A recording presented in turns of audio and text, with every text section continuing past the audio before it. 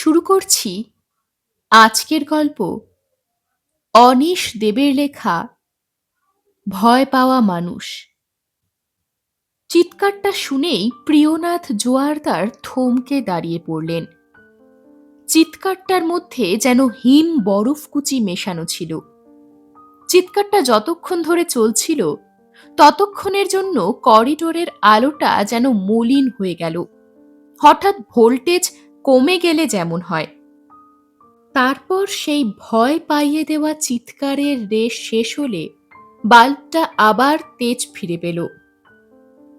বিনোদ নারায়ণ প্রিয়নাথের সামনে দু এক পা এগিয়ে দাঁড়িয়ে পড়েছিলেন। তার কপালে চিন্তার রেখা ফুটে উঠেছিল। মুখে আলতো করে হাত বুলিয়ে নিয়ে নরম গলায় বললেন, সুনীত, ওর কথাই আপনাকে বলেছিলাম।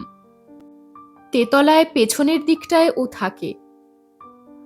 প্রিয়নাথ চিৎকারটার কথাই ভাবছিলেন। এমন চিৎকার বুকের ভেতর পর্যন্ত আঁচড় টেনে দেয়। খুব নিচু পর্দায় শুরু হয়ে ধাপে ধাপে ওপরে উঠছে, যেন ঘোরানো লোহার সিঁড়ি বেয়ে কেউ আইফেল টাওয়ারের মাথায় পৌঁছতে চাইছে। আর যতই ওপরে উঠছে গলার স্বর ততই চৌচির হয়ে যাচ্ছে। মৃত্যুকে মুখোমুখি দাঁড়িয়ে থাকতে দেখলে কেউ হয়তো এরকম চিৎকার করে, হয়তো ভাবে এই চিৎকারটা তাকে বাঁচিয়ে দেবে। যত উঁচু পর্দায় চিৎকার করতে পারবে তার বেঁচে যাওয়ার সম্ভাবনাও তত বেশি। চিৎকারটা শেষ হওয়ার পর কয়েক সেকেন্ড যেন আলপির নিস্তব্ধতা। তারপর বিনোদ নারায়ণ কথা বলেছিলেন, কিন্তু প্রিয়নাথের কানে ভয়ঙ্কর চিৎকারটার রেশ তখনও বাজছিল। পুরনো যত চিৎকার বা আর্তচিৎকার প্রিয়নাথ শুনেছেন, সুনীতের চিৎকার এক পলকে সব মুছে দিয়েছে। বিনোদবাবু বলেছিলেন, ওর ছোট ভাই সুনীত নারায়ণ মাঝে মাঝে অদ্ভুতভাবে চিৎকার করে ওঠে, সেই সঙ্গে আরও কিছু কিছু বিচিত্র কাজ করে। প্রিয়নাথ যদি এ ব্যাপারে কোনো সাহায্য করতে পারেন তাহলে ভালো হয়, কারণ ডাক্তার বা মনোরোগ বিশেষজ্ঞরা জবাব দিয়ে দিয়েছেন। বিনোদ নারায়ণ প্রিয়নাথের খোঁজ পেয়েছেন লতায় পাতায়। তারপর একদিন বিকেলবেলা ওর নবকৃষ্ণ স্ট্রিটের বাড়িতে এসে হাজির হয়েছেন। প্রিয়নাথকে খুলে বলেছেন নিজের সমস্যার কথা। তারপর কাতরভাবে অনুনয় করে বাড়িতে আসার জন্য অনুরোধ করেছেন। কি করে আপনি বুঝলেন আপনার ভাইয়ের প্রবলেমটা কোনো ভুতুরে ব্যাপার? সিগারেটে কড়া টান দিয়ে জানতে চাইলেন ভূতনাথ। কেমন যেন সংকুচিত হয়ে ইতস্তত করে বিনোদ নারায়ণ বললেন, লোকমুখে শুনেছি বিজ্ঞান যেখানে শেষ সেখান থেকেই আপনার এলাকা শুরু। সুনীতের জন্যে ডাক্তার সাইকিয়াট্রিস্ট করে করে আমি বিজ্ঞানের পুঁজি শেষ করে বসে আছি। তাই নিরুপায় হয়ে আপনার কাছে এসে হাত পেতেছি। আমার ছোট ভাইটাকে যে করে হোক বাঁচান, ওর কষ্ট আর সইতে পারছি না। এত হাসি খুশি টকবগে জোয়ান ছেলেটার এই প্যাথেটিক অবস্থা ভাবা যায় না। কথা বলতে বলতে বিনোদ নারায়ণের চোখে জল এসে গিয়েছিল। প্রিয়নাথ লক্ষ্য করেছিলেন ছোট ভাইয়ের কথা বলার সময় বড় ভাইয়ের চোখে মুখে পিতৃস্নেহ ফুটে উঠেছিল, যা আজকের দিনে প্রায় দেখাই যায় না। প্রিয়নাথ কয়েক সেকেন্ড চুপ করে বসে রইলেন, এক মনে সিগারেটে টান দিয়ে গেলেন। তারপর ছোট্ট করে বললেন, ঠিক আছে, আমি একবার চেষ্টা করে দেখি। কবে আপনাদের বাড়ি যাওয়া যায় বলুন? যেদিন আপনি বলবেন। বিনোদ নারায়ণের বাড়ি বসিরহাটে। ওদের পিতৃপুরুষ জমিদার ছিলেন, তাই জমিজমা পুকুর দিঘির কোনো হিসেব ছিল না। এখনো নয় নয় করে যা অবশিষ্ট আছে তাও অনেক। পুরনো আমলের বিশাল বাড়িতে ওরা 3 ভাই থাকেন, বিনোদ নারায়ণ, প্রমোদ নারায়ণ আর ছোট ভাই সুনীত নারায়ণ। বিনোদ নারায়ণ যখন সবে কিশোর থেকে যুবক হয়ে উঠেছেন তখন ওদের বাবা সাপের কামড়ে মারা যান। শ্রাদ্ধ শান্তি ক্রিয়াকর্ম ইত্যাদি মিটে গেলে হঠাৎই একজন সন্ন্যাসী ওদের বাড়িতে আসেন। সকলের হাত দেখে ভাগ্য চর্চা করে তিনি বলে যান, এ বংশের পুরুষদের অপঘাতে অকাল মৃত্যু হবে, এটা নিয়তির অভিশাপ। তারপরই সুনীতের জন্ম হয়। এর কয়েক বছর পর বিনোদ নারায়ণের মা ম্যালেরিয়ায় মারা যান। প্রমোদ আর সুনীত তখন খুবই ছোট। বিনোদ নারায়ণ ওদের কোলে পিঠে করে আগলে রেখে বড় করেন। অভিশাপের ভয়ে তিনি বিয়ে করেননি। সারাটা জীবন সম্পত্তি দেখাশোনা আর ধর্মকর্ম নিয়ে থেকেছেন। মনে মনে ভেবেছেন, নিশিদিন ঈশ্বর সাধনায় মগ্ন থাকলে অভিশাপ ধীরে ধীরে কেটে যাবে, কালো ছায়া সরে গিয়ে আবার আলো দেখা দেবে। কিন্তু এমনই ভবিতব্য দেখুন, শুনিতেই অদ্ভুত বিপদে পড়ল। মলিন মুখে বললেন বিনোদ নারায়ণ, জানি না এটা সেই অভিশাপেরই কোনো ছায়া কিনা। আপনার কি মনে হয় কোনো প্রেতাত্মা সুনীতের শরীরে বাসা বেঁধেছে? প্রিয়নাথ প্রশ্ন করলেন। কি করে বলবো? হতাশভাবে জবাব দিলেন বিনোদবাবু। প্রমোদ তো বলছিল সেটাই হয়েছে। ওর চেনা একজন কাপালিক আছে, তাকে নিয়ে এসে কি সব তন্ত্রমন্ত্র করলেই নাকি সুনীত ঠিক হয়ে যাবে। তা আমি ওর কথায় রাজি হইনি। কেন? প্রমোদ বহুকাল ধরেই কেমন বাউন্ডুলে গোছের, বাড়ির দিকে মন নেই। সুযোগ পেলেই সাধু সন্ত তান্ত্রিকদের পেছনে ছুটে বেড়াতো, এখনো তাই। মাঝে মাঝেই রাতে বাড়ি ফেরে না, যখন তখন ছাইপাশ গিলে বসে থাকে। ওকে ভাই বলে পরিচয় দিতে আমার খুব লজ্জা করে। একটা দীর্ঘশ্বাস ফেললেন বিনোদ নারায়ণ। আসলে দোষ আমারই, প্রিয়নাথ বাবু। ওকে আমি শত চেষ্টা করেও মানুষ করতে পারিনি। তাই ওর প্রতি আমার কোনো অভিযোগ নেই, বরং ওর মুখোমুখি হলেই আমি কেমন একটা অপরাধ বোধে ভুগি। নিজের ব্যর্থতার কথা মনে পড়ে যায়। এটা আমারই দোষ। বিনোদ নারায়ণের গলার স্বর কেমন যেন অন্যরকম হয়ে যাচ্ছিল। মাথা নিচু করে তিনি নিজেকে আড়াল করতে চাইছিলেন। প্রিয়নাথ ওকে সান্ত্বনা দিয়ে বললেন, প্লিজ আপনি আপসেট হবেন না। আমরা যা চাই সবসময় কি তা হয়? আচ্ছা, প্রমোদবাবু বিয়ে করেননি? না। একটু থেমে তারপর বললেন, ও যদি নিজে কখনো বিয়ে করে করবে। আমি বড় ভাই হিসেবে কখনো কোনো ইনিশিয়েটিভ নিতে পারবো না। ছোট ভাইয়ের ব্যাপারে প্রমোদবাবু দুঃখ পাননি?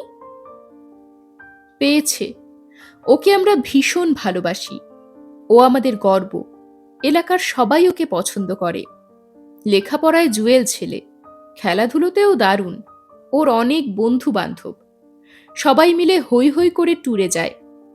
সোশ্যাল ওয়েলফেয়ারের কাজ করে, মানে করত। সুনীতকে সবাই এক ডাকে চেনে। আমি যখন রাস্তা দিয়ে হেঁটে যাই, তখন যদি কেউ বলে ওই যে সুনীতের বরদা যাচ্ছে, তখন আমার খুব আনন্দ হয়। সাদা শার্টের পাশ পকেট থেকে রুমাল বের করে চোখে বুলিয়ে নিলেন বিনোদবাবু। একটু কেশে গলাটা স্বাভাবিক করে নিয়ে বললেন, আপনি একবার চলুন, নিজের চোখে সব দেখুন। তারপর আপনি আমাদের শেষ ভরসা। প্রিয়নাথ হাতের সিগারেটটা অ্যাশট্রেতে গুজে দিয়ে বললেন, আমি প্রেতসিদ্ধ বা ওঝা নই, তবে ভূত প্রেতের খোঁজ করে বেড়ানো আমার নেশা। চেষ্টা করে দেখি আপনাকে কোনো রকম হেল্প করা যায় কিনা। আচ্ছা, সুনীত যে চিৎকার করে সেটা ঠিক কি ধরনের? বলে বোঝাতে পারবো না প্রিয়নাথ বাবু, আপনি বরং নিজের কানে শুনেই বিচার করবেন। প্রিয়নাথ লক্ষ্য করেছিলেন কথাগুলো বলার সময় বিনোদ নারায়ণের মুখে কেমন যেন অসহায় ভয়ের ছাপ ফুটে উঠেছিল। এখন সুনীতের চিৎকার নিজের কানে শোনার পর প্রিয়নাথ সেই ভয়ের কারণ বুঝতে পারলেন। এই অপার্থিব চিৎকারে বুকের রক্ত যেন জমে বরফ হয়ে যায়। চলুন, ওপরে চলুন। বিনোদ নারায়ণের কথায় প্রিয়নাথ সম্বিত ফিরে পেলেন। ভাঙা ক্ষয় ধরা সিঁড়ির ধাপ বেয়ে ওরা ওপরে উঠতে শুরু করলেন। সিঁড়ির বাঁকের মুখে দেওয়ালে বসানো কারুকাজ করা জাফরি। জাফরির ওপরের দিকে 3টে ছোট ছোট হরিণ। সময়ের প্রকোপে জায়গায় জায়গায় রং চটে গেছে। জাফরির ফাঁক দিয়ে ঠান্ডা বাতাস আসছিল। বাতাসে নদীর ঘ্রাণ প্রিয়নাথ টের পাচ্ছিলেন, একই সঙ্গে শীতের কামড়। গত কয়েক সপ্তাহ ধরেই উষ্ণতা ওঠানামা করছিল। শীত যেন লাজুকভাবে উকিঝুঁকি দিয়ে চলে যাচ্ছিল। কিন্তু তারপর উষ্ণতা নামতে শুরু করেছে। শীতও আনুষ্ঠানিকভাবে জাঁকিয়ে বসেছে। গায়ে উলিকটের গেঞ্জি ও সোয়েটার থাকা সত্ত্বেও প্রিয়নাথ সামান্য কেঁপে উঠলেন। ঘন ঘন বাঁক নেওয়া সিঁড়ি বেয়ে ওরা ওপরে উঠছিলেন। প্রিয়নাথ লক্ষ্য করছিলেন সরু চওড়া নানান ধরনের অলিন্দ বাড়িটার নানান দিকে চলে গেছে, অনেকটা ভুলভুলাইয়ার মতন। আলোর ব্যবস্থা বলতে বেশিরভাগই বাল্ব। 2-1 জায়গায় টিউবলাইট যে চোখে পড়ছে সেসব নতুন সংযোজন। দেওয়ালে দেওয়ালে ড্যাম্পের ছাপ চোখে পড়ছিল। সেই জন্যই হয়তো শীতের সঙ্গে একটা বাড়তি ঠান্ডা যোগ হয়ে গিয়েছিল। 3 তলায় উঠে 2টো তালাবন্ধ ঘরের দরজা পেরিয়ে সুনীতের ঘরের দিকে এগোলেন ওরা দুজন। বিনোদ নারায়ণ তালাবন্ধ দরজা দুটো পেরোনোর সময় বললেন, এত বড় বাড়িতে 3টে মাত্র প্রাণী। 1 তলায় আমি, 2 তলায় প্রমোদ আর 3 তলায় সুনীত। তাই বাড়তি ঘরগুলো তালাবন্ধই পড়ে থাকে। প্রায় 20 বছর ওগুলোর দরজা খোলা হয়নি। খুললে হয়তো দেখব ইঁদুর বাদুর আর চামচিকে আস্তানা গেড়েছে। প্রিয়নাথ কিছু বললেন না। সুনীতের ঘরের দরজা ভেজানোই ছিল। বিনোদবাবু সামান্য ঠেলতেই দরজা খুলে গেল। ঘরের ভেতরের আলো প্রিয়নাথের চোখ ধাঁধিয়ে দিল, অলিন্দের আলো মুছে দিল। আর একই সঙ্গে ঘরের দৃশ্য প্রিয়নাথকে ধাক্কা দিল। ঘরের এক কোণে সুন্দর ধবধবে বিছানা। সেখানে শুয়ে আছে বছর 24-25-এর এক যুবক, ফর্সা রোগা চেহারা, বুকের কাছ পর্যন্ত লেপ টানা। একটা হাত লেপের বাইরে বলেই রোগা চেহারাটা স্পষ্ট করে আন্দাজ করা গেছে। সুনীতের মাথায় একরাশ কোকড়া চুল। নাক ঠোঁট সুন্দর, ঠোঁটের ওপরে চওড়া গোঁফ, চোয়ালে 2-1 দিনের দাড়ি। সুনীতের চোখজোড়া প্রিয়নাথ দেখতে পেলেন না, কারণ সাদা কাপড়ের পটি দিয়ে ওর চোখ ঢাকা। প্রিয়নাথ বেশ অবাক হয়ে বিনোদ নারায়ণের দিকে তাকালেন। বিনোদ নারায়ণ ইশারায় ওকে অপেক্ষা করতে বললেন। সুনীতের খাটের কাছে টুলে একজন বয়স্কা মহিলা বসেছিলেন। রোগা ময়লা চেহারা, মাথায় কাঁচা পাকা চুল, চোখে চশমা, পরনে নীল পাড় সাদা শাড়ি। দেখে আয়া বলে মনে হয়। বিনোদ নারায়ণ তাকে বললেন, মাসি, আপনি একটু নিচে গিয়ে বসুন। ডাক্তারবাবু কলকাতা থেকে এসেছেন, ছোড়দাকে দেখবেন। ভদ্রমহিলা উঠে চলে যাচ্ছিলেন। বিনোদ নারায়ণ জিজ্ঞেস করলেন, ওকে ঘুমের ওষুধটা খাইয়ে দিয়েছেন? ছোট্ট করে মাথা নেড়ে হ্যাঁ বলে মহিলা ঘর ছেড়ে চলে গেলেন। প্রায় সঙ্গে সঙ্গেই প্রিয়নাথ জিজ্ঞেস করলেন, সুনীতের চোখ বাঁধা কেন? উত্তর দিল সুনীত, অন্ধকারে ঘুমোতে আমার ভয় করে, তাই ঘরের আলো জ্বেলে রেখে চোখ বেঁধে ঘুমোতে চেষ্টা করি। চোখ ফিরিয়ে সুনীতের দিকে তাকিয়েছিলেন প্রিয়নাথ। ও গায়ের লেপ সরিয়ে বিছানায় উঠে বসেছে। বাঁ হাতে টান মেরে সরিয়ে দিয়েছে চোখের পট্টি। ওর নিষ্পাপ সুন্দর চোখ জোড়া প্রিয়নাথকে মুগ্ধ করল। বিনোদ নারায়ণ ঘরের দরজাটা ভেজিয়ে দিলেন। তারপর ছোট ভাইকে লক্ষ্য করে বললেন, লেপটা গায়ে দে, ঠান্ডা লেগে যাবে। বসা অবস্থাতেই সুনীত লেপটা গায়ে জড়িয়ে নিল। তারপর কৌতূহলী গলায় ভূতনাথকে প্রশ্ন করল, আপনি কিসের ডাক্তার, বডির না মাইন্ডের? ওর প্রশ্নের ধরনে প্রিয়নাথ বেশ মজা পেলেন। বিনোদ নারায়ণ একটা চেয়ার এগিয়ে দিয়েছিলেন, কিন্তু সেটায় না বসে আয়া মাসির ছেড়ে যাওয়া টুলটায় গিয়ে বসলেন প্রিয়নাথ। তারপর চোখের চশমাটা সামান্য নেড়ে চেড়ে মজার সুরে পাল্টা প্রশ্ন করলেন, তোমার অসুখটা কিসের, বডির না মাইন্ডের? তুমি করে বললাম, কিছু মাইন্ড করো না। বিনোদ নারায়ণ সুনীতের পায়ের দিকটায় খাটের এক কোণে বসে পড়লেন। বললেন, সুনীত, ইনি হলেন প্রিয়নাথ জোয়ারদার। অনেক রিকোয়েস্ট করে কলকাতা থেকে ওকে ধরে এনেছি।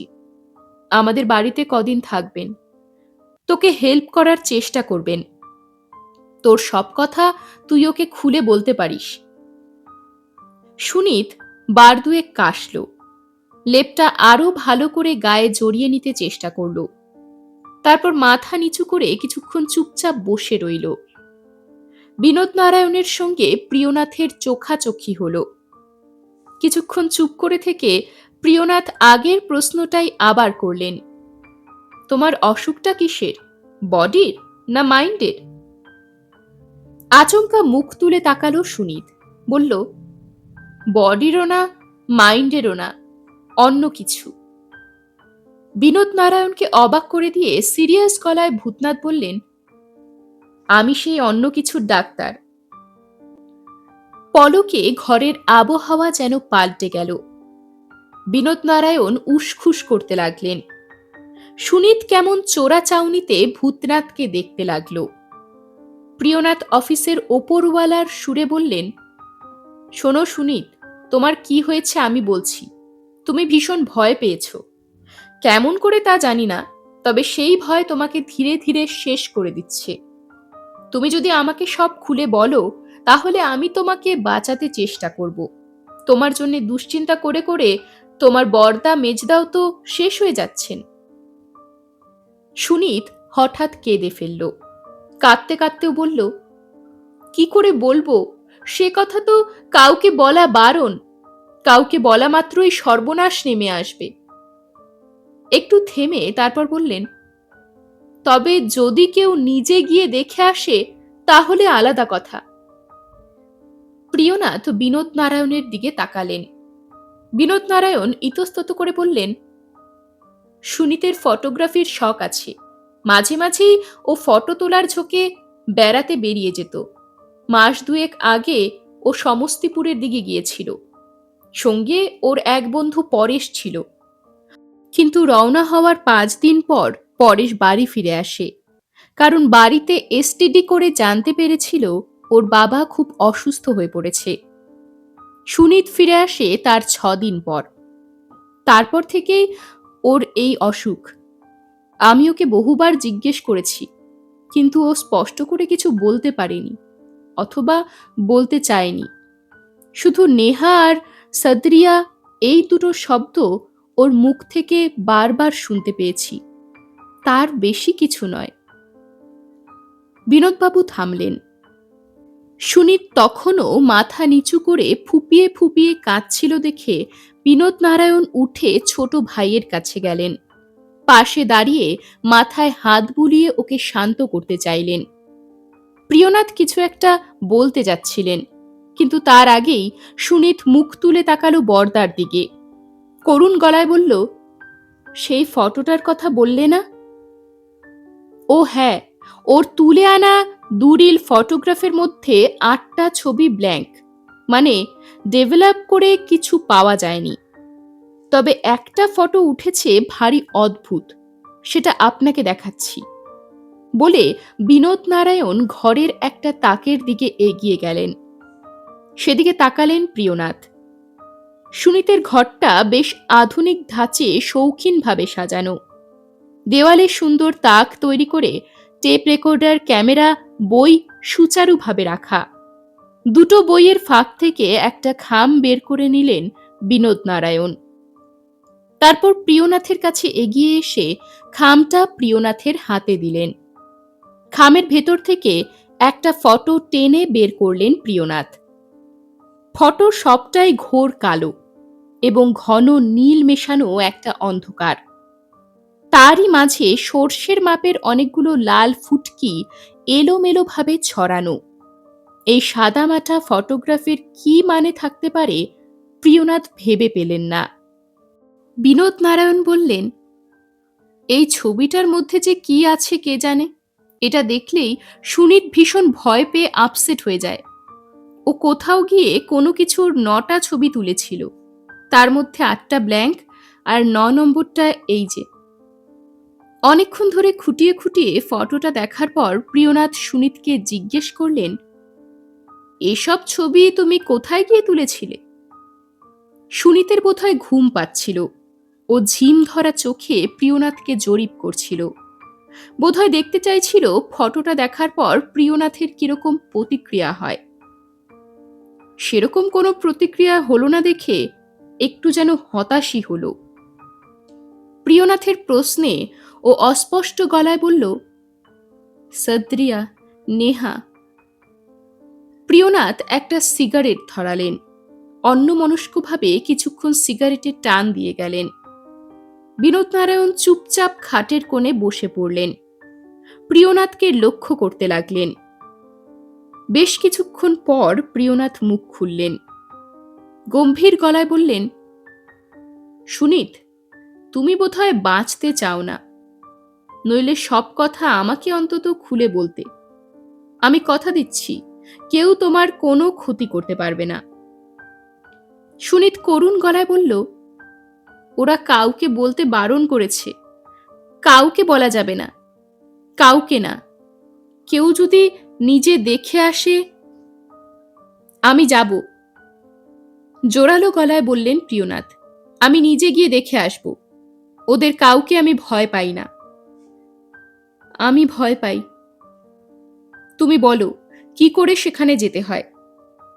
জানি না, ঘুম জড়ানো গলায় বলল সুনীত। সদ্রিয়া, নেহা। প্রিয়নাথ হাতের ফটোটা সুনীতের চোখের সামনে মেলে ধরলেন। বলো, কি আছে এই ছবিতে? বলো। চোখের পলকে সুনীতের মুখ আতঙ্কে ভেঙে চুরে গেল। ও বিশাল হা করে ঘণ্টা দেড়েক আগের সেই হিমেল চিৎকার শুরু করল। প্রিয়নাথদের কানে তালা লেগে গেল। ঘরের জানলার শার্সি ঝনঝন করে কাঁপতে লাগল। এক ভয়ঙ্কর অনুনাদ ঘরের আবহাওয়াকে পাগল করে দিল। বিনোদ নারায়ণ লাফিয়ে উঠে ছোট ভাইকে একেবারে জড়িয়ে ধরলেন। ওর মাথায় হাত বোলাতে লাগলেন। প্রিয়নাথ টুল ছেড়ে উঠে দাঁড়িয়ে পড়লেন, কিন্তু তার তীব্র চোখ সারাক্ষণ সুনীতকে লক্ষ্য করছিল। আয়ামাসি ভেজানো দরজা ঠেলে তাড়াহুড়ো করে ঘরে এসে ঢুকলেন। তার চোখে মুখে উদ্বেগ। সুনীত হাঁপাচ্ছিল। ওর চোখ আধবোজা মতন হয়ে গেছে। বিনোদ নারায়ণ ওকে ধীরে ধীরে বিছানায় শুইয়ে দিলেন। মাসিকে লক্ষ্য করে বললেন, মাসি, আপনি ওকে ঘুম পাড়িয়ে দিন, আমরা যাচ্ছি। প্রিয়নাথ আর বিনোদ নারায়ণ সুনীতের ঘর ছেড়ে অলিন্দে বেরিয়ে এলেন। উজ্জ্বল আলো থেকে স্তিমিত আলোয় আসায় প্রিয়নাথের দেখতে একটু অসুবিধে হচ্ছিল। তিনি বিনোদ নারায়ণকে বললেন, ফটোগ্রাফটা আমার কাছে থাক, কাল সকালে আমি সুনীতের সঙ্গে কথা বলবো। আপনার কোনো আপত্তি নেই তো? আপত্তি? মলিন আলোয় বিনোদ নারায়ণের হাসিটা কেমন যেন দেখালো। নরম গলায় তিনি বললেন, সুনীতকে সুস্থ করে তোলার জন্যে কোনো কিছুতেই আমার আপত্তি নেই। ওরা সিঁড়ি ঘুরে দোতলায় নেমে এসেছিলেন। তখনই কানে এলো জড়ানো গলায় গান। প্রমোদ, চাপা গলায় বললে বিনোদবাবু, এসব নাকি ওর তন্ত্র সাধনার অঙ্গ। প্রিয়নাথ কোনো কথা বললেন না। রাত অনেক হলো, চলুন হাত মুখ ধুয়ে খেয়ে নেওয়া যাক। প্রিয়নাথকে একতলার খাওয়ার ঘরের দিকে নিয়ে চললেন বিনোদ নারায়ণ। জাফরির ফাঁক দিয়ে বাতাস আসছিল। সেদিকে তাকিয়ে প্রিয়নাথ বুঝতে পারলেন বাইরে অন্ধকার আর শীতের রেষারেষি শুরু হয়ে গেছে। টিনের বাক্স লাগানো সাইকেল ভ্যান নিয়ে যারা পাউরুটি আর বিস্কুট দোকানে দোকানে যোগান দেয়, তাদের কথা মনে পড়ল প্রিয়নাথের। পাউরুটি আর বিস্কুটের বদলে যদি বেশ কিছু কাচের মার্বেল সেই বাক্সে ভরে ভ্যানটাকে সদ্য ধান কাটা কোনো চাষ জমির ওপর দিয়ে চালানো হয়, তাহলে যেরকম ঝাঁকুনি ও শব্দ হবে, তার সঙ্গে এই বাসটার চলার দারুণ মিল খুঁজে পাচ্ছিলেন তিনি। সমস্তিপুরে নেমে সরু লাইনের ট্রেনে চড়ে প্রায় 5 ঘন্টা চলার পর তিনি নেমেছিলেন কামনীতাল স্টেশনে। সেখান থেকে বাস ধরেছেন, তবে বাসটাকে দোমড়ানো তোবড়ানো ক্যানেস্তারা বলাই ভালো। এবড়ো খেবড়ো রাস্তায় ছুটে চলা বাসের শব্দ আর ঝাঁকুনি প্রিয়নাথকে প্রায় কাহিল করে দিচ্ছিল। যদিও বাসের নাম উড়ান খটোলা। আসার কথা একটাই, এই বাস তাকে সদরিয়া নিয়ে যাবে। তারপর সেখানে নেমে খুঁজে বের করতে হবে নেহাকে। জানলার বাইরে দুপুর গড়িয়ে বিকেল এসে গেছে। স্তিমিত রোদে ছুটে চলা গম, ভুট্টা, জোয়ারের ক্ষেত আরো সুন্দর দেখাচ্ছে। সামান্য খোলা কাচের জানলার ফাঁক দিয়ে ছুটে আসা বাতাস ক্রমে আরো ঠান্ডা হচ্ছিল। প্রিয়নাথ জ্যাকেটের চেন গলা পর্যন্ত টেনে দিলেন, মাফলারটাকে আরো ভালো করে জড়িয়ে নিলেন। ভিড়ে ঠাসা বাসের ভেতরে অনেক যাত্রী বিড়ির নেশায় ব্যস্ত। বোধহয় নো স্মোকিং কথার নোটা বাসের দেওয়াল থেকে মুছে গেছে বলে। খানিক ইতস্তত করে অস্বস্তি কাটিয়ে প্রিয়নাথ একটা সিগারেট ধরালেন। তারপর সুনীত নারায়ণের সমস্যার দুশ্চিন্তায় ডুবে গেলেন। হঠাৎ তার মাথার ভেতরে সুনীতের হাড় কাঁপানো ভয়ঙ্কর চিৎকার ভেসে উঠল। আর প্রিয়নাথের 7 দিন আগের কথা মনে পড়ে গেল। মনে পড়ে গেল বসিরহাটের কথা। ঘোরালো প্যাঁচালো অলিন্দ আর সিঁড়িতে জট পাকানো প্রকাণ্ড বাড়িটার কথা। সেদিন রাতে খাওয়া দাওয়ার পর প্রিয়নাথের চোখে ঘুম আসেনি। দোতলার একটা ঘরে তার থাকার ব্যবস্থা হয়েছিল। বিছানায় বসে নোটবই আর পেন নিয়ে অনেকক্ষণ ধরে নানান মন্তব্য লিখেছেন প্রিয়নাথ। সুনীতের কাছ থেকে পাওয়া তথ্য, বিনোদ নারায়ণের কাছ থেকে শোনা কিছু জরুরি কথা আর নিজের মতামত সেই সঙ্গে লিখে নিয়েছেন তারপর তাকে কি কি কাজ করতে হবে। লেখাটেকার কাজ শেষ হলে প্রিয়নাথ ঘর অন্ধকার করে কম্বল মুড়ি দিয়ে শুয়ে পড়েছিলেন। ঘরের সব জানলা দরজা বন্ধ করে শুলে তার কেমন যেন দম আটকে আসে। তাই পায়ের দিকের একটা জানলার পাল্লা অর্ধেকটা খুলে রেখেছিলেন। সেটা নিশ্চয়ই পূব দিক, কারণ চাঁদের একটা টুকরো দেখা যাচ্ছিল। বহু চেষ্টা করেও ঘুম আসছিল না। বিছানায় উসখুস করছিলেন। হঠাৎই আবার জড়ানো গলায় গানের কলি শুনতে পেলেন। প্রমোদ নারায়ণ, দোতলার বাসিন্দা, প্রিয়নাথের প্রতিবেশী। রাতে খাওয়ার সময় প্রমোদ নারায়ণের দেখা পাননি প্রিয়নাথ। এখন ওর সঙ্গে একটু কথা বলে নিলে কেমন হয়। বাইরে বেরিয়ে দেখলেন চওড়া বারান্দার শেষ প্রান্তে খানিকটা চাতাল মতো জায়গায় একজন ছায়া মানুষ বসে আছে। তার শরীর অন্ধকার আর চাঁদের আলোয় মাখামাখি। পায়ে পায়ে কাছে এগিয়ে গেলেন প্রিয়নাথ। আলতো করে ডাকলেন, প্রমোদবাবু। ঘাড় ফিরিয়ে তাকালেন প্রমোদ নারায়ণ। এক মুখ দাড়ি, ঝাঁকড়া ঝাঁকড়া চুল, কপালে লাল তিলক, চাঁদের আলোয় কালো দেখাচ্ছে। আর গভীর চোখ দুটো নিশাচর প্রাণীর মতো অন্তর্ভেদী উজ্জ্বল। ঘাড় ঘুরিয়ে ওপর দিকে তাকালেন প্রমোদ নারায়ণ। ও ভূতনাথ বাবু, আসুন বসুন। মায়ের চরণ ধোয়া চাঁদের আলো, এর কোনো জবাব নেই। চাতালে শতরঞ্চি পাতা ছিল। ভূতনাথ তার উপরে বসে পড়লেন। খোলা জায়গায় বেশ শীত করছিল। গায়ের শাল আরো ঘন করে জড়িয়ে নিলেন। অন্ধকারে বেশ কিছু গাছের মাথা আর দু একটা বাড়ি চোখে পড়ছে। একটা পেঁচা নিঃশব্দে উড়ে গেল। কয়েকটা জোনাকি আলোর ফুটকি জেলে ঘুরে বেড়াচ্ছিল। প্রিয়নাথের মনে পড়ে গেল সুনীতের ফটোটার কথা। শীতের বাতাস বইছিল। শুনেছি আপনি সুনুকে সারিয়ে তোলার জন্য কলকাতা থেকে এসেছেন। প্রমোদ নারায়ণ কথা বললেন। আমিও ওকে সারিয়ে তোলার চেষ্টা করছি, কিন্তু দাদা এমন ঝামেলা করে, কিছুতেই বোঝে না ধর্মকর্ম এক জিনিস আর তন্ত্র আর এক জিনিস।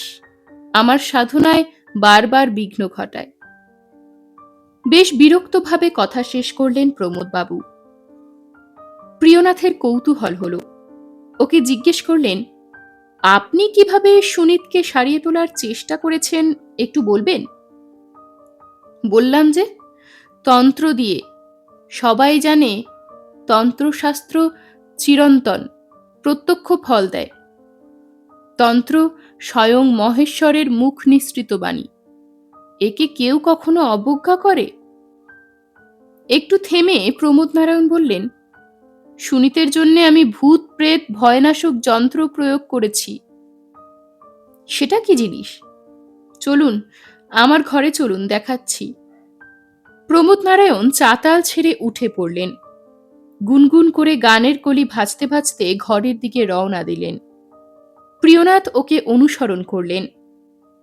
ঘরটা যথেষ্ট প্রাচীন আর মাপে বেশ বড়। মেঝে পর্যন্ত লম্বা লম্বা জানলা। ঘরের সিলিংয়ে কড়ি বর্গা। ঘরের দেওয়ালে নানা ধরনের ছবি আর ছক আঁকা। শিব ও কালীর বড় বড় দুটো ফটো মালা দিয়ে সাজানো। ঘরের মেঝের এক কোণে বইয়ের গাদা, তার পাশে 4টে তাকও বইয়ে ঠাসা। ঘরের ডান দিক ঘেঁষে অগোছালো ময়লা বিছানা। বিছানার পাশে টেবিলে মদের বোতল, গ্লাস আর চশমা। সব মিলিয়ে ঘরটায় কেমন যেন অগোছালো উশৃঙ্খল ছাপ। হাতওয়ালা একটা চেয়ারে প্রিয়নাথকে বসতে বললেন প্রমোদ নারায়ণ। তারপর টেবিল থেকে চশমাটা চোখে দিয়ে খাটের তলায় কি যেন খুঁজতে লাগলেন। অবশেষে খুঁজে পেয়ে সোজা হয়ে উঠে দাঁড়ালেন। তার হাতে লাঠির মতো গোল করে পাকানো একটা কাগজ। সেটা ভূতনাথের সামনে মেলে ধরে বললেন, এই দেখুন, ভূত প্রেত ভয়নাশক যন্ত্র।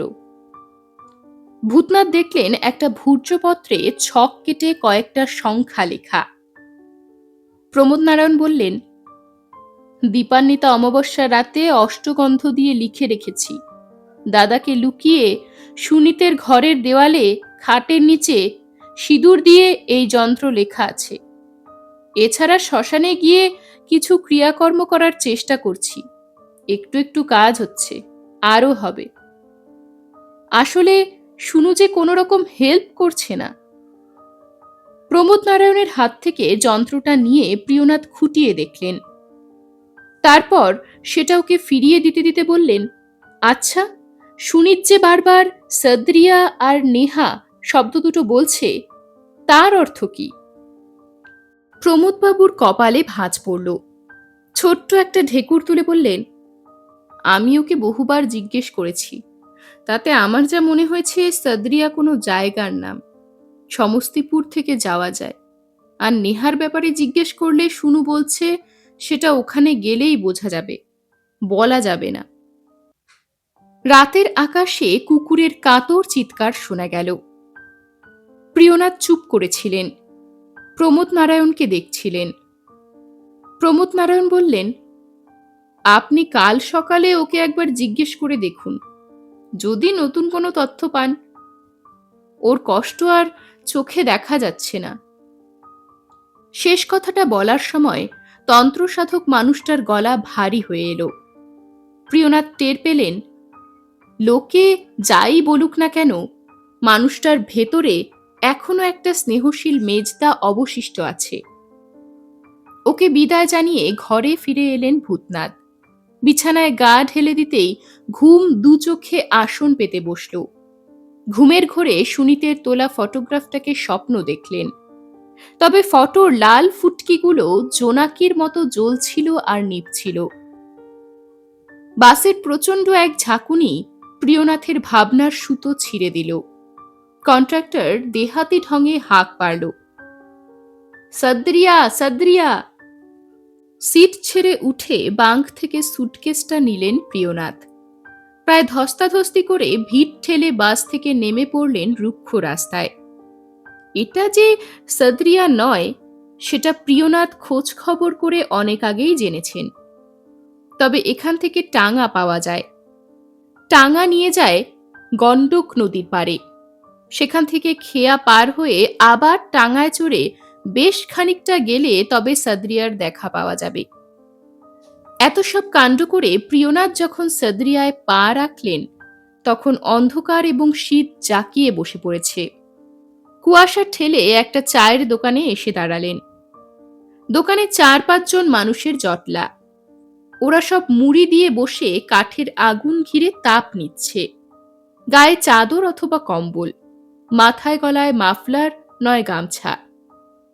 দোকানে ঢুকে উনুনের কাছাকাছি একটা ভাঙা কাঠের বেঞ্চে বসলেন প্রিয়নাথ। ভাঙা ভাঙা হিন্দিতে 1 গ্লাস চা আর 2টো বিস্কুট দিতে বললেন। প্রিয়নাথ দোকানে ঢোকা মাত্রই দোকানের লোকজন কথাবার্তা থামিয়ে চুপ করে ওকে দেখছিল। প্রিয়নাথের চেহারা ও পোশাকে ভিনদেশি ভাব কটকট করছে। প্রিয়নাথের মনে হলো ওরা কেমন সতর্ক ভঙ্গিতে তাকিয়ে আছে, কোনো কিছুর জন্য যেন অপেক্ষা করছে। ঠিক এই রকম সতর্ক দৃষ্টি সুনীত নারায়ণের চোখেও দেখেছেন প্রিয়নাথ। প্রমোদ নারায়ণের সঙ্গে কথা বলার পরদিন সকালে সুনীতের ঘরে গিয়ে আরেক দফা চেষ্টা চালিয়েছেন, কিন্তু তাতে বিরাট কিছু লাভ হয়নি। সদ্রিয়া আর নেহা শব্দ দুটো আলোচনায় এসে পড়তেই প্রিয়নাথ জানতে চেয়েছেন, তুমি সদ্রিয়ায় গিয়েছিলে না? হ্যাঁ, মানে কি করতে গিয়েছিলে? তীব্র স্বরে আবার প্রশ্ন ছুড়ে দিয়েছেন ভূতনাথ। ফটো তুলতে, ঘুরতে, কেমন যেন ঘুম জড়ানো গলায় বলল সুনীত। সমস্তিপুর থেকে সদ্রিয়া কেমন করে যেতে হয়? হঠাৎই ভয় পেয়ে গেল সুনীত। ওর মুখটা চোখের পলকে রক্তহীন ফ্যাকাশে হয়ে গেল। কাপা গলায় ও বলল, না না, ওখানে যাইনি, ওখানে কেউ যায় না, আসল জায়গাটা আরো ভেতরে, কেউ সেখানে যায় না, আমাকে বলতে বারণ করেছে। কে বারণ করেছে? ভূতে পাওয়া মানুষের মতো কেঁপে উঠল সুনীত। প্রায় আঁতকে বলে উঠল, ওরা ওরা বারণ করেছে, নেহা, নেহা। নেহা মানে কি? সুনীতের হাত চেপে ধরে ওর মুখের উপরে একরকম ঝুঁকে পড়লেন প্রিয়নাথ। কে নেহা? কি নেহা? সুনীত মাথা নিচু করল, ভয়ে কাঁদতে শুরু করল। গঙ্গানির স্বরে বলল, জানি না, আর কিছু জানি না, আমাকে ছেড়ে দিন প্লিজ। প্রিয়নাথ ওর অনুনয় আর কান্নাকে পাত্তা দেননি। নাছোড়বান্দার মতো বললেন, তুমি কাকে ভয় পাচ্ছ? এখন তো দিনের আলো, এখন কিসের ভয়? সুনীত কান্না থামিয়ে ভূতনাথের দিকে সরাসরি তাকিয়েছে। কয়েক সেকেন্ড চুপ করে থেকে তারপর বলছে, না, এখন ভয় নেই, কিন্তু দিনের পর তো রাত আসবেই, তখন তখন ওরাই সব, ওদের গোপন কথা আমি ফাঁস করতে পারবো না। কেউ যদি নিজে থেকে জানতে পারে তাহলে ঠিক আছে, আমি কিছু বলতে পারবো না। এরপর সুনীত মুখে কুলুপ এঁটে দিয়েছে। এখন এই কুপির আলোয় বসে থাকা শীতে ঘেরা মানুষগুলো যেন সুনীতের মতো মুখে কুলুপ এঁটে বসে আছে, অপেক্ষা করছে। ধোয়া ওঠা চায়ের গ্লাস প্রিয়নাথের হাতে এগিয়ে দিল দোকানদার, সঙ্গে 2টো বিস্কুট। চায়ে চুমুক দিতে দিতে দোকানদারের সঙ্গে একরকম জোর করেই আলাপ জুড়ে দিলেন প্রিয়নাথ। এই শীতের রাতে একটা আশ্রয় না পেলে তিনি থাকবেন কোথায়? বহু চেষ্টা করে যেটুকু জানা গেল তা হলো রাতে থাকার জায়গা পাওয়া মুশকিল। অচেনা মানুষকে কেউ এখানে আশ্রয় দেয় না। সেই জন্যেই সন্ধ্যের সময় বাঙালি বাবুকে দেখে সবাই অবাক হয়ে গেছে। তবে এখনো সময় আছে। টাঙা নিয়ে বাস রাস্তায় গেলে 7টার লাস্ট বাসটা ধরা যাবে, সেটাই বাবুজির পক্ষে ভালো হবে। একটা সিগারেট ধরিয়ে পথে নামলেন প্রিয়নাথ। সুনীত কি এখানে সত্যি এসেছিল? রাতে কোথায় আশ্রয় নিয়েছিল ও? যদি রাতে কোথাও থাকার জায়গা না পাওয়া যায়? এইসব কথা ভাবতে ভাবতে প্রিয়নাথ কাঁচা সড়ক ধরে টাঙা স্ট্যান্ডের দিকে এগোচ্ছিলেন। হঠাৎই কানে এলো মলের ছমছম শব্দ। ঘুরে তাকালেন প্রিয়নাথ। বছর ১৩-১৪ একটি ফুটফুটে কিশোরী, পরনে ঘাগরা, চলি, চাদর, ওড়না। পোশাক মলিন, তবে রূপ আছে। রাস্তার আলো কম, কিন্তু তা সত্ত্বেও মেয়েটির রূপ আড়াল করা যায়নি। প্রিয়নাথ নানা জটিল ভাবনায় ব্যস্ত ছিলেন। মেয়েটি ওর চোখে তাকিয়ে এমন সরল সুন্দরভাবে হাসল যে সব দুশ্চিন্তা কোথায় মিলিয়ে গেল। মেয়েটির বাঁ হাতে ঝুলছে অ্যালুমিনিয়ামের একটা তোবড়ানো ক্যান, আর ডান হাতের মুঠোয় বোধহয় পয়সা। ওর হাসিতে কেমন একটা ভরসা ছিল, প্রচ্ছন্ন আবাহনও ছিল যেন। হয়তো সেই কারণেই প্রিয়নাথ ওকে জিজ্ঞেস করে বসলেন, এখানে রাতে থাকার কোনো জায়গা পাওয়া যাবে কি? প্রিয়নাথের জোড়াতালি দেওয়া ভাষা মেয়েটি দিব্যি বুঝতে পারল। মিষ্টি হেসে জবাব দিল, কিউ নেহি, জরুর মিলবে, হামার ঘর হ্যায় উধার। আঙুল তুলে পশ্চিম দিকের অন্ধকার দেখালো মেয়েটি। দুশ্চিন্তা নিমেষে মুছে গেল, আর সঙ্গে সঙ্গেই প্রিয়নাথ ভীষণ ক্লান্ত বোধ করলেন। ভ্রমণের ধকল তাকে মুহূর্তে যেন কাবু করে দিল। মেয়েটি তাকে ডাকতেই প্রিয়নাথ ওর পিছু নিলেন। মলিন আলোয় এবড়ো খেবড়ো পথ ধরে শীত আর কুয়াশা ভেদ করে দুটি প্রাণী এগিয়ে চলল। একটু এগোতেই রাস্তার আলো আর চোখে পড়ল না। ভাঙা চাঁদের ঘোলাটে আলোয় একমাত্র ভরসা। গোলকধাঁধার মতো পথ ঘুরে ঘুরে অবশেষে একটা বাড়ির কাছে এসে দাঁড়ালো ওরা। আবছা আলো আধারিতে বাড়িটাকে ভুতুড়ে অবয়ব বলে মনে হচ্ছিল। যতটুকু বোঝা যায়, টিনের চাল দেওয়া মাটির বাড়ি, বাড়ি ঘিরে উঠোন, উঠোনে বেশ কয়েকটা কলা গাছ, পেঁপে গাছ আর সুপুরি গাছ। উঠোনের একপাশে ধুনির আগুন ধিকি ধিকি জ্বলছে।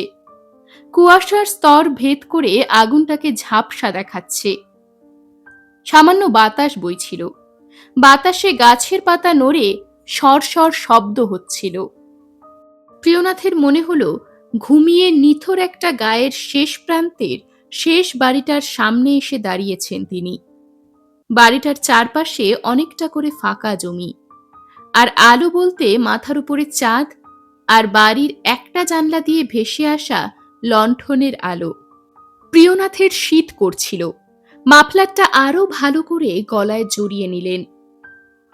এই আমাদের ঘর বাবুজি, মেয়েটি আলতো গলায় বলল।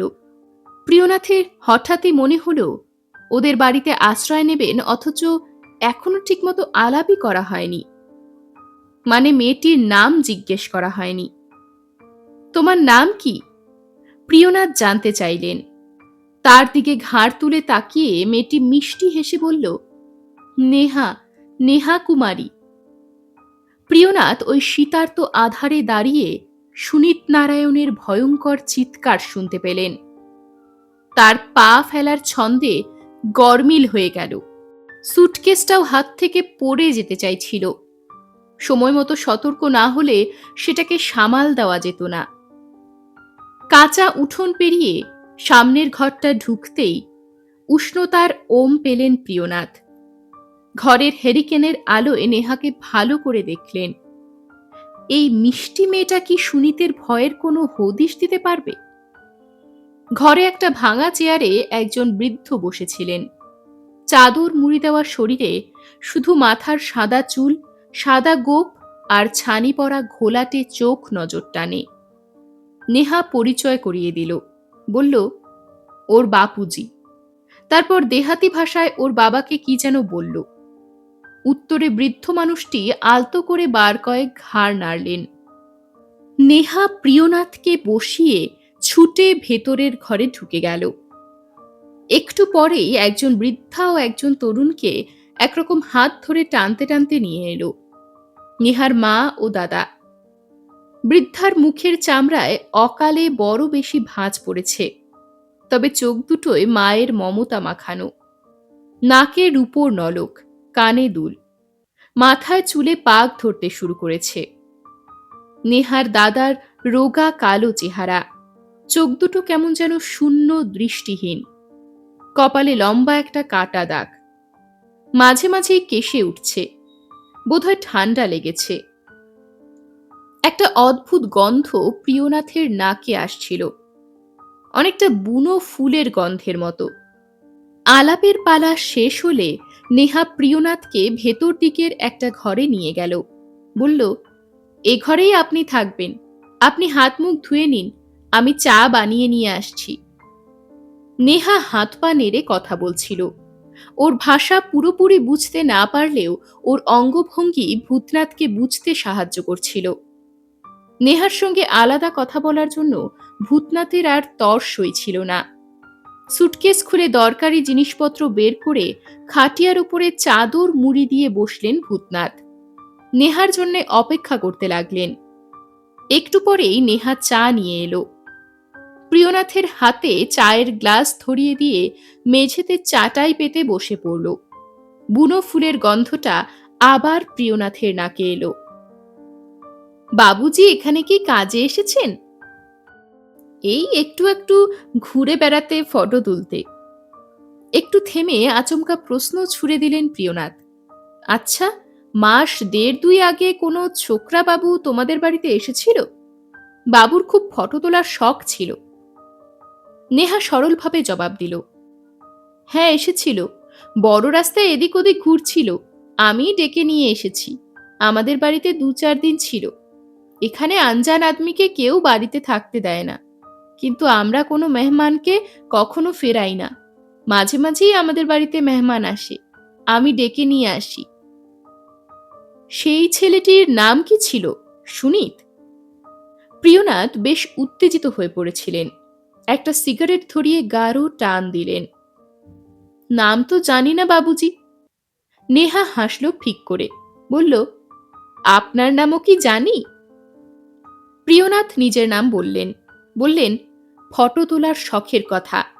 তারপর শহরের টুকটাক গল্প শোনাতে লাগলেন। চা সিগারেট শেষ হয়ে গেল। হঠাৎ গল্পের মাঝে লাফিয়ে উঠে নেহা বলল, এখন যাই বাবুজি, দেরি হয়ে গেছে। ফুটফুটে প্রাণবন্ত কিশোরীটির মুখের দিকে তাকালেন প্রিয়নাথ। কিসের দেরি হয়ে গেছে? প্রিয়নাথের কপালে ভাঁজ পড়ল। নেহা প্রায় ছুটে ঘর থেকে বেরিয়ে গেল। একটু পরে থালা আর বাটিতে নিয়ে এলো রুটি ও সবজি, প্রিয়নাথের ডিনার। মেঝেতে থালা বাটি সাজিয়ে কাঁসার গ্লাসে জল দিয়ে গেল নেহা, সঙ্গে একটা বাড়তি হ্যারিকেন। কিন্তু সেই আলোয় মলিন ঘরটা যেন আরো মলিন হয়ে উঠল। প্রিয়নাথের অন্তত তাই মনে হলো। নেহা যাওয়ার আগে বলে গেল, খাওয়া হয়ে গেলে বাসনগুলো দরজার বাইরে রেখে দিতে, আর বাবুজি যেন বাইরের উঠোনে গিয়ে হাত ধুয়ে নেন। নেহা খুব ব্যস্তভাবে চলে গেল। বলল, এখন খেয়ে দিয়ে শুয়ে পড়ুন, আবার কাল দেখা হবে। ঘড়িতে এখনো ৮টা বাজেনি, অথচ শীত, অন্ধকার আর নির্জনতা ঘড়ির কাঁটা যেন ৩-৪ ঘন্টা এগিয়ে দিয়েছে। খাওয়া দাওয়া সেরে হাত মুখ ধুয়ে বিছানায় এসে জুত করে বসলেন প্রিয়নাথ। একটা সিগারেট ধরালেন। হ্যারিকেন দুটো নিভু নিভু করে দিয়েছেন, ফলে সিগারেটের আগুনটাই বেশ জোরালো মনে হচ্ছে। আষ্টে পৃষ্ঠে কম্বল মুড়ি দিয়ে নানান কথা ভাবছিলেন। ২ মাস আগে এখানে এসে সুনীত ঠিক কি কি করেছিল? প্রিয়নাথ কি এখন সেই ভূমিকায় হুবহু অভিনয় করে যাচ্ছেন?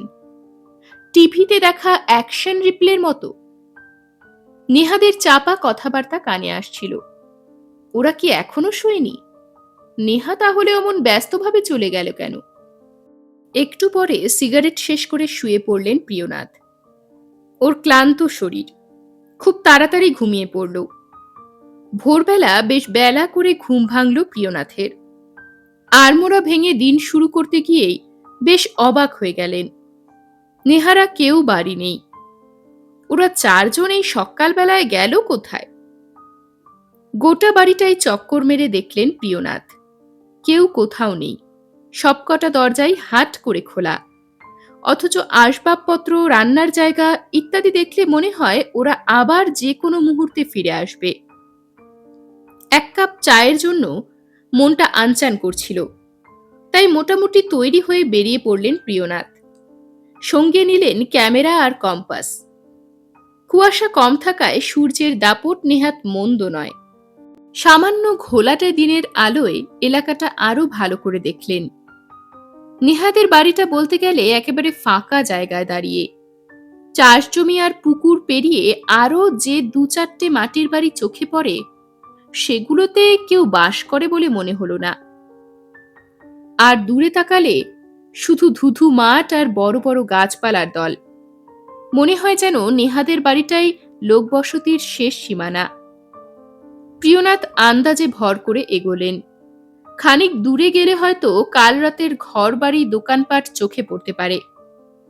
পথে বেশ কয়েকটা ছবি তুললেন। পকেট থেকে কম্পাস বার করে মাঝে মাঝেই উত্তর দিকটা দেখে নিচ্ছিলেন। হঠাৎই দেখলেন বেশ দূরে মেঠো পথ ধরে ৩ জন মানুষ হেঁটে যাচ্ছে। প্রিয়নাথ তাড়াতাড়ি পা চালাতে শুরু করলেন। একটু পরেই ওদের ধরে ফেললেন। একজন পুরুষ ও ২ জন মহিলা। তার মধ্যে একজনের বয়স এত কম যে অনায়াসে মেয়ে বলা যায়, আর পুরুষটির হাতে একটা সুটকেস। প্রিয়নাথ হাঁপাতে হাঁপাতে পুরুষটিকে জিজ্ঞেস করলেন, কোন দিকে গেলে খাবার দাবারের দোকানপাট পাওয়া যাবে বলতে পারেন? লোকটি প্রিয়নাথের পোশাক আশাক চেহারা খুঁটিয়ে মেপে নিল। তারপর বলল, চলুন দেখিয়ে দিচ্ছি। আমরা টাঙ্গা স্ট্যান্ডের দিকে যাচ্ছি, পথে দোকানপাট পড়বে। মেঠো পথ ধরে হাঁটতে হাঁটতে লোকটির সঙ্গে আলাপ করলেন প্রিয়নাথ। ওর নাম মহাবীর সাউ। সঙ্গে ওর বউ অমলা দেবী আর ছোট মেয়ে হীরা কুমারী। ও দ্বারভাঙার সিধৌলি গায়ে থাকে। সদরিয়ায় এসেছিল বউয়ের জড়িবুটি চিকিৎসার জন্য। এদিকে একজন ধন্বন্তরী সাধু বাবা বসেন তার কাছে। ফেরার পথে লহরিয়া সরাই থেকে একটু কাজ সেরে ফিরবে, তাই তাড়াহুড়ো করে বেরিয়ে পড়েছে। মহাবীরের কাছ থেকে এদিকটার খুব একটা বিশদ খবর পাওয়া গেল না, তবে ও প্রিয়নাথকে একটা চায়ের দোকানে পৌঁছে দিল। প্রিয়নাথ ওদের ৩ জনের ফটো তুললেন। ওরা হাসি মুখে বিদায় জানিয়ে চলে গেল। প্রিয়নাথ চায়ের দোকানে ঢুকে এক গ্লাস চা নিয়ে বসলেন। ঠিক করলেন আজ সারাটা দিন নেহাদের সম্পর্কে সুনীতের ব্যাপারে খোঁজ নেবেন। এখানকার মানুষজন কথাবার্তায় এত সহজ সরল, অথচ অচেনা মানুষকে কিছুতেই আশ্রয় দেয় না। কেন? সে কি ভয়ে? তাহলে সবাই যে ভয় পায়, নেহারা সেই ভয় পায় না কেন? বরং নেহার কথা অনুযায়ী আমরা কোনো মেহমানকে কখনো ফেরাই না, মাঝে মাঝেই আমাদের বাড়িতে।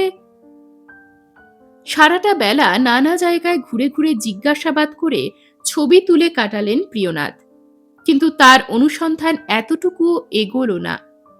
নেহাদের কেউ চিনতেই পারল না। ওদের বাড়িটা কোন দিকে সেটা আন্দাজ করে বলা সত্ত্বেও কোনো লাভ হলো না। সবাই ঠোঁট উল্টে মুখ চাওয়াচাওয়ি করতে লাগলো, আর প্রিয়নাথকে অবাক হয়ে দেখতে লাগলো। সুতরাং একরকম ব্যর্থ হয়ে বেলা ১:৩০ নাগাদ নেহাদের বাড়িতে ফিরলেন প্রিয়নাথ। তবে ফেরার কাজটা মোটেও সহজ হয়নি। বহু লোককে জিজ্ঞেস করে নানান গাছ আর বাড়ির নিশানা দেখে অবশেষে ফিরতে পেরেছেন। কিন্তু আশ্চর্য, নেহাদের বাড়িটা সেই সকালের মতোই একা একা দাঁড়িয়ে আছে। ওরা এখনো বাড়ি ফেরেনি। খাওয়া দাওয়ার ব্যাপারটা প্রিয়নাথ পথেই সেরে এসেছিলেন। এখন কোনো মতে স্নান সেরে নিয়ে নিজের ঘরে আস্তানা গাড়লেন। নোট বই বের করে তাতে আধ ঘন্টা ধরে নানা রকম মন্তব্য লিখলেন। প্রিয়নাথ যখনই কোনো অভিযানে বেরোন তখনই সঙ্গে নেন তার বিশেষ সরঞ্জামের থলে। এবারও সেটা সঙ্গে এনেছেন। তাতে আছে ক্যামেরা, টর্চ, প্রচুর ব্যাটারি, মোমবাতি, মার্কার, থার্মোমিটার, কম্পাস আর পেন্ডুলাম। হঠাৎ কি মনে হওয়াতে সুটকেস খুলে থলে থেকে পেন্ডুলামটা বের করে নিলেন। সুতো ধরে ঝুলিয়ে ওটাকে দোলাতে লাগলেন। দুলুনিটা সামান্য এলোমেলো হচ্ছে বলে প্রিয়নাথের মনে হলো। তার কপালে ভাঁজ পড়ল। ঠান্ডা বাতাসে গায়ে কাঁটা দিল। প্রিয়নাথ পেন্ডুলামটা রেখে দিলেন। দরজা বন্ধ করে কম্বল জড়িয়ে শুয়ে পড়লেন খাটিয়ায়। মনে মনে ঠিক করলেন এখানে ২-১ দিনের বেশি তিনি আর থাকবেন না। সুনীতের ভয় পাওয়ার রহস্যের কাছে হয়তো শেষ পর্যন্ত তাকে হার মানতে হবে। সন্ধ্যের আধার নেমে আসতেই প্রিয়নাথ হেরিকেন জেলে নিয়েছেন। মনে মনে ভেবেছেন নেহারা যদি নিতান্তই আর না ফেরে, তাহলে ওদের রান্নার জায়গা হাতড়ে যা পাবেন তাই দুটো মুখে গুজে দিয়ে কোনো রকমে রাতটা কাটিয়ে দেবেন। তারপর ভোর হলেই মহাবীরের চিনিয়ে দেওয়া পথ ধরে সোজা চম্পট। কিন্তু তার আর দরকার হলো না। সন্ধে 6:30 নাগাদ নেহাদের কথাবার্তার আওয়াজ শুনতে পেলেন প্রিয়নাথ। বেশ অবাক হয়ে ঘর থেকে বেরোতে যাবেন, তার আগেই চঞ্চল পায়ে নেহা ঘরে এসে ঢুকল। বাবুজি ভালো আছেন? ওর মুখে সেই একই নিষ্পাপ হাসি। তোমরা হুট করে কোথায় চলে গিয়েছিলে? মাথা নিচু করল নেহা। তারপর অপরাধীর চোখে প্রিয়নাথের দিকে তাকিয়ে বলল, বাবুজি রাগ করবেন না, রোজ আমাদের ওরকম চলে যেতে হয়। রাত পেরোনোর আগেই আমরা চলে যাই, আবার অন্ধেরা নেমে এলে ফিরে আসি। কোথায় যাও? কি দরকার সেখানে যে রোজ যেতে হয়? প্রিয়নাথ একটু যেন বিরক্তই হলেন। আপনার জন্য চা নিয়ে আসি, এসে সব বলছি। বেনি দুলিয়ে নেহা চলে গেল। মিনিট 5 পরেই নেহা ফিরে এলো, হাতে গরম চায়ের গ্লাস। প্রিয়নাথের হাতে গ্লাসটা দিয়ে কাল রাতের মতোই মেঝেতে বসে পড়ল। তারপর খানিকটা যেন বিষণ্ণ গলায় বলল, রোজ আমাদের যেতে হয় বাবুজি। কেন যেতে হয় সেটা আপনি আজ আমার সঙ্গে যাবেন? নেহার প্রস্তাবটা এত আচমকা এলো যে প্রিয়নাথ সঙ্গে সঙ্গে কোনো জবাব দিতে পারলেন না। নেহা আপন মনে বিড়বিড় করে বলে চলল, আমাদের বাড়িতে যেসব মেহমান আসে তাদের আমরা সঙ্গে নিয়ে যাই।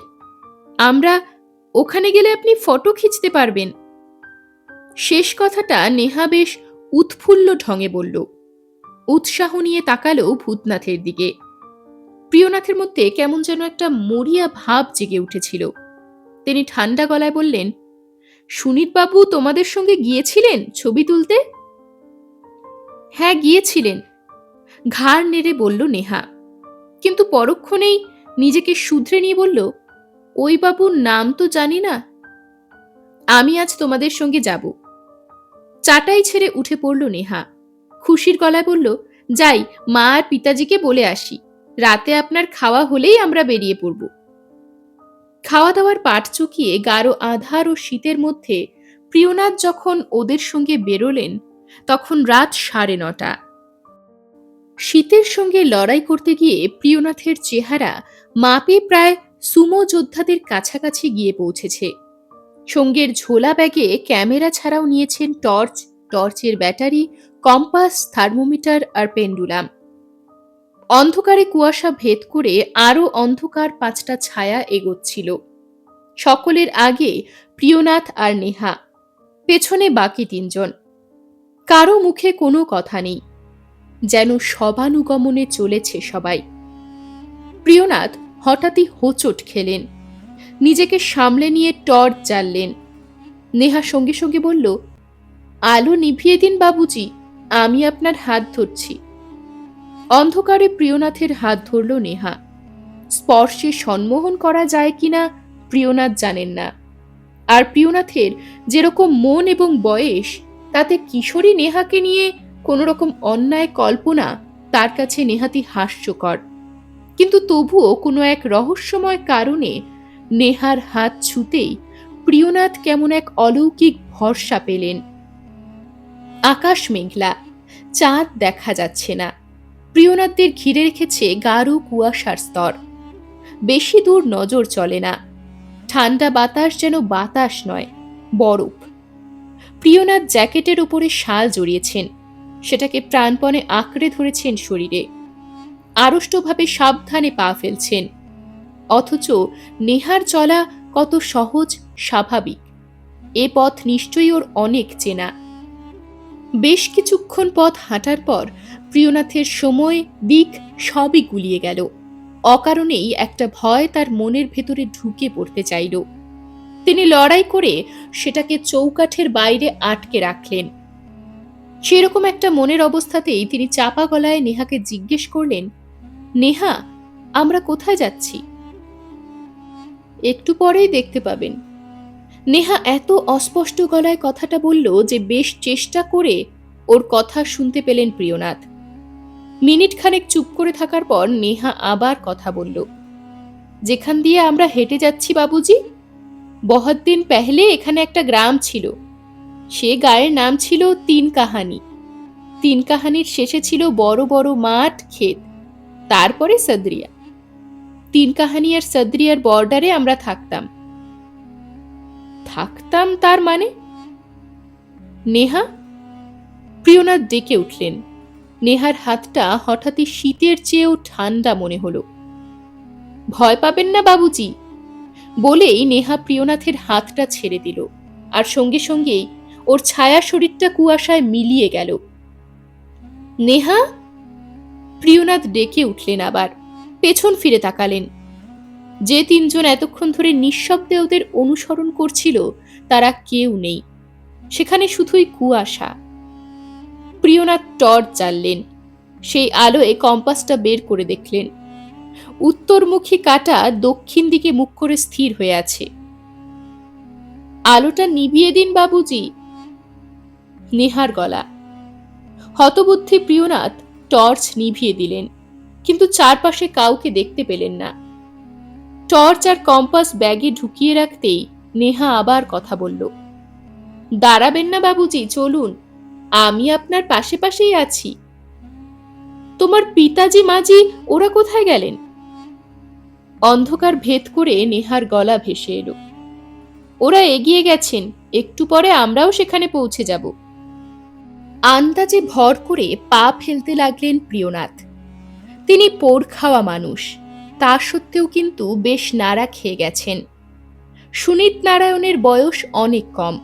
ওর অবস্থাটা কি হয়েছিল তিনি সেটা মনে মনে আঁচ করার চেষ্টা করলেন।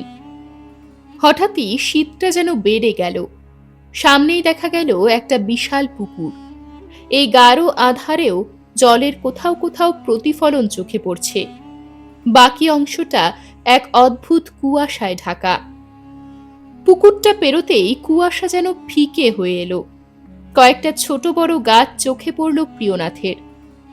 গাছগুলো এপাশ ওপাশ দুলছে, অথচ বাতাস তেমন জোরে বইছে না। আর তখনই গাছের উপরে গাঢ় আকাশে একটা নীল আভা দেখতে পেলেন প্রিয়নাথ, অনেকটা মা কালীর গায়ের গাঢ় নীল রঙের মতো। নেহা? ডেকে উঠলেন প্রিয়নাথ। আমি আপনার পাশেই আছি বাবুজি। কেমন যেন ব্যথা পাওয়া গলায় নেহা বলল, মনে হলো ওর ভেতরে একটা কষ্ট হচ্ছে। এমন সময় একটা গুনগুন শব্দ শোনা গেল, যেন অনেকে মিলে চাপা গলায় সুর করে গান গাইছে। খুব নিচু পর্দায় শুরু হয়ে সেই সমবেত গান উঁচু পর্দায় উঠতে শুরু করলো। কিন্তু হাজার চেষ্টা করেও প্রিয়নাথ সেই অদ্ভুত ভাষার অর্থ বুঝতে পারলেন না। তবে সেই কোরাস ক্রমশ আকাশ বাতাস ছেয়ে ফেলছিল। হঠাৎই সামনে তাকিয়ে হকচকিয়ে গেলেন প্রিয়নাথ। দূরের মাঝারি গাছের মাঝে কোথা থেকে এসে যেন হাজির হয়েছে প্রকাণ্ড এক মহিরুহ। তার ঝাঁকড়া মাথা থেকে ঝুড়ি নেমে এসেছে নিচের দিকে। কেমন অদ্ভুতভাবে হেলে গাছটা দাঁড়িয়ে রয়েছে, আর গাছের অন্ধকার শরীরে জোনাকির মতো জ্বলছে অসংখ্য লাল আলোর বিন্দু। ব্যাগ থেকে ক্যামেরা বের করলেন প্রিয়নাথ। অদ্ভুত গাছটা তাক করে শাটার টিপলেন, আর তৎক্ষণাৎ মনে পড়ে গেল সুনীতের তোলা ফটোগ্রাফটার কথা। এই সেই ফটোর রহস্য। কিন্তু এই গাছ দেখে ভয় পাওয়ার কি আছে? ক্যামেরা ব্যাগে রাখতেই অদৃশ্য নেহার গলা শোনা গেল, ছবি দেখে সবকুছ মালুম হবে না বাবুজি, আরো নজদিক চলুন। সম্মোহিতের মতো এগোতে লাগলেন প্রিয়নাথ। হঠাৎই একটা বাতাসের ঘূর্ণির মধ্যে পড়ে গেলেন যেন। বরফের মতো বাতাস তাকে ঘিরে মাথা খুঁড়ে মরতে লাগলো। প্রিয়নাথের হাত পা ঠান্ডায় ঠক ঠক করে কাঁপতে লাগলো। অতীন্দ্রিয় ক্ষমতায় যেন বুঝতে পারলেন এখানে কম্পাস বা পেন্ডুলাম বের করে কোনো লাভ নেই। তিনি এক অন্য জগতে অন্য ঠিকানায় পা রেখেছেন।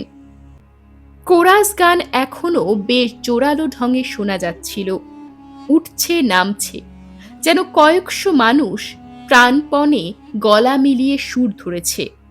সঙ্গে কোনো যন্ত্র অনুষঙ্গ নেই। হঠাৎই আকাশের নীল আভাটা নেমে এলো সেই অলৌকিক গাছের গায়ে। আর তখনই প্রিয়নাথ এতক্ষণ যা দেখতে পাননি তাই দেখতে পেলেন। সঙ্গে সঙ্গে প্রিয়নাথের হাত পা অবশ হয়ে এলো। ভয়ঙ্কর শীতেও কুলকুল করে ঘেমে গেলেন। ভয়ে চিৎকার করার জন্য হাঁ করলেন, কিন্তু কোনো শব্দ বেরোলো না। অসংখ্য মানুষ জড়াজড়ি করে গাছটা তৈরি করেছে। গাছের ডালপালা নিছকই ওদের হাত পা। নেমে আসা ঝুড়ি ওদের হাত, হাতের বাঁকানো আঙ্গুল, মহিলাদের লম্বা ঝুলে পড়া চুল। উল দিয়ে বোনা সোয়েটারের মতো ওরা নিজেদের শরীর দিয়ে বুনে ফেলেছে এই প্রকাণ্ড গাছ। ওদের সমবেত শ্বাস প্রশ্বাসের সঙ্গে গাছটা ফুলে উঠছে, চুপসে যাচ্ছে, আর হাপড়ের মতো ফোঁস ফোঁস শব্দে নিঃশ্বাসের ঝড় উঠছে। সেই ঝড়ে প্রিয়নাথের চাদর উড়ছে, চুল উঠছে। মানুষগুলোর চোখের কোটরে ভয়ঙ্কর তীব্র এক লাল আলো জ্বলছে, যেন জ্বলন্ত কয়লার টুকরো। এই চোখগুলোকেই দূর থেকে লাল আলোর বিন্দু বলে মনে হচ্ছিল। সুনীতের তোলা ফটোয় যেমন উঠেছে। প্রিয়নাথ কখনো ভয়ের এত কাছাকাছি আসেননি। তার শরীরের ভেতরটা কেমন যেন করছিল, মাথা টলে যেতে চাইছিল বারবার। কোরাস আর শ্বাস প্রশ্বাসের শব্দ কেমন যেন নেশা ধরিয়ে দিচ্ছিল। সেই সঙ্গে গাঢ় নীল আলোর আভা, আর তার মাঝে উজ্জ্বল লাল বিন্দুর ঝাঁক, যেন অলৌকিক এক সম্মোহন। বহুদূর থেকে ভেসে এলো নেহার গলা। গায়ে মরক লেগেছিল বাবুজি, তাতে 3 কাহানির সবাই খতম হয়ে গেল। সব কাহানি খতম হয়ে গেল। সে বহুত সাল পেহলে কি বাত। তারপর থেকে আমরা ওই গাছেই একজোট হয়ে থাকি। রোজ রাতে এসে এই গাছটা আমরা তৈরি করি। দিনের বেলা আমাদের কেউ দেখতে পায় না, আর রাতে আমরা ইচ্ছে মতন কাউকে দেখা দিই, কাউকে দিই না। মেহমানদের সেবা করতে আমরা ভালোবাসি, তাই পরদেশি বাবুদের মদত করি, দেখা দেই। আমরা যে রাতে এখানে এসে এমন করে থাকি, সে কথা কাউকে বলো না বাবুজি, কিসিকো নেহি বাতানা। সমবেত কণ্ঠস্বর নেহার কথার সুর মিলিয়ে ফিসফিসে গলায় বলে উঠল, কিসিকো নেহি বাতানা, কিসিকো নেহি বাতানা। সে কথায় অলৌকিক শব্দের ঝড় বয়ে গেল যেন। আমি এবার ওখানে যাই বাবুজি। আমার মাজি, পিতাজি, বড়ে ভাইয়া সবাই ওখানে ডালপালা হয়ে আছে। আমি যাই, ফির কভি মিলেঙ্গে। ফিস ফিস কোরাস আকাশ বাতাস মাতিয়ে বলে উঠল, ফির কভি মিলেঙ্গে, ফির কভি মিলেঙ্গে। প্রিয়নাথ আতঙ্কের শেষ সীমায় পৌঁছে গিয়েছিলেন। তার দম বন্ধ হয়ে যেতে চাইছিল। কোনো ইন্দ্রিয়ই যেন আর কাজ করছিল না। সেই অবস্থায় তিনি যে কেমন করে ছুটতে শুরু করলেন কে জানে। দিগ্ভ্রান্ত অবস্থায় পাগলের মতো ছুটছিলেন। কখনো হোঁচট খেয়ে পড়ছিলেন, কখনো ধাক্কা খাচ্ছিলেন গাছের গুড়িতে। চশমা ছিটকে পড়ল কোথায়, হাত ঘড়িটাও বোধহয় ভেঙে গেল। কিন্তু শেষ পর্যন্ত প্রাণ নিয়ে ফিরতে পেরেছিলেন সদরিয়ায়। সমস্তিপুর থেকে ট্রেনে কলকাতা ফেরার সময় প্রিয়নাথ ভাবছিলেন, এবার সুনীত নারায়ণকে সারিয়ে তোলার কাজটা অনেক সহজ হবে। এরকমই আরো সব গল্প পেতে চ্যানেলটিকে সাবস্ক্রাইব করে দেবেন। আর গল্পটি যদি ভালো লেগে থাকে তাহলে লাইক, শেয়ার আর কমেন্ট করে দেবেন।